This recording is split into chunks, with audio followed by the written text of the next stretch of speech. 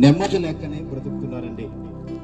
వారి బ్రతుకులలో శాంతి లేదు, వారి జీవితాలలో ఆనందం లేదు. అందుకే దేవుడు అంటున్నాడు, ప్రయాసపడి భారాన్ని మోస్తున్న సమస్త జనులారా నా ఇద్దకు రండి, నేను మీకు విశ్రాంతినిస్తానని యేసుక్రీస్తు ప్రభువారు చెప్తున్నారు. ఎందుకంటే ఇదిగో నా శాంతిని నేను మీకు అనుగ్రహిస్తున్నానని యేసు ప్రభువారు చెప్తున్నారు.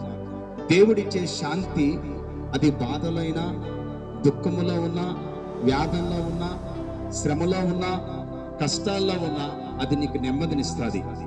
అయితే లోకములో కూడా మనకి శాంతినిస్తుంది. నువ్వు తాగుతున్నప్పుడు, ఆ డబ్బులు ఖర్చు పెట్టి వైన్ షాప్కి వెళ్ళి మందు కొట్టినప్పుడు నీకు శాంతినిస్తుంది. సినిమాకి వెళ్ళినప్పుడు నీకు శాంతినిస్తుంది. తప్పుడు పనులు చేసినప్పుడు నీకు శాంతినిస్తుంది.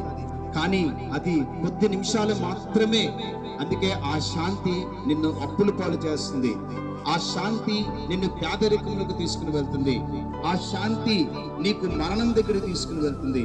ప్రియులారా, తాత్కాలికంగా ధనముతో వచ్చే శాంతి, ధనముతో వచ్చే సమాధానము అది ఎన్నడూ నిలవదు. కాబట్టి యేసు ప్రభువారు చెప్తున్నారు, ఇదిగో ప్రయాసపడి భారాన్ని మోస్తున్న సమస్త జనులారా నేను మీకు శాంతిని అనుగ్రహించడానికి లోకానికి వచ్చినాను. ఎందుకంటే యేసుక్రీస్తు ప్రభువారు ఇచ్చే శాంతి నీకు ఎన్ని కష్టాల్లో ఉన్నా, ఎన్ని బాధల్లో ఉన్నా, ఎన్ని దుఃఖములో ఉన్నా నీకు నెమ్మదినిస్తుంది. ఈరోజు చాలా మంది కష్టాలు ఉన్నాయని, బాధలు ఉన్నాయని ఎంతోమంది ఆత్మహత్యలు చేసుకుంటున్నారు. ఈ కష్టాలు భరించలేక, ఈ బాధలు తట్టుకోలేక, ఈ సమస్యలు ఎదుర్కోలేక చనిపోతే ఈ సమస్యలన్నిటికీ పరిష్కారం దొరుకుతుందని మరణాన్ని వెంట వెళ్తున్నారు. మానవ జీవితం దేవుడు మనకు సహాయం చేస్తారమ్మా. మనుషులు ఎవరు మనకు సహాయం చేయకపోవచ్చు. ఎందుకంటే మనిషి తనకు తాను సహాయం చేసుకోలేడు.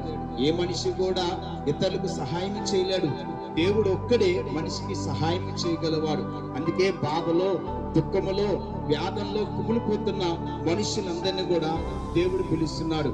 ప్రయాసపడి భారాన్ని మోస్తున్న జనులారా నా ఎదుకు రండి, నేను మీకు విశ్రాంతిని ఇస్తాను. డబ్బు, ధనం ఎవరైనా ఇస్తారండి.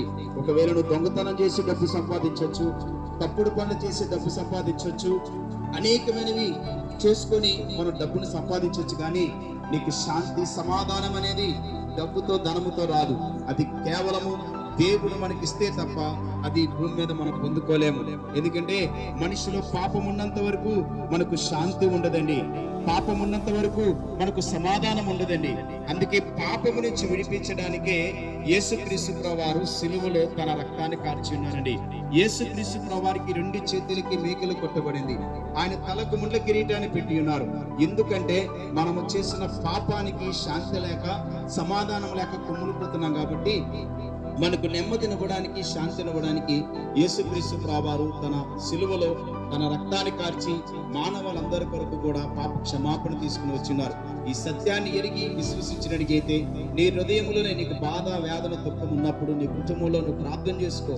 దేవుడు నీకు పరిష్కారం ఇచ్చి ఈ భూమి మీద బ్రతికిన కొద్ది దినాలు సంతోష సమాధానంతో బ్రతుకుతాం. కాబట్టి దేవుడి మాటలు దీవించి ఆశీర్వదించును గాక.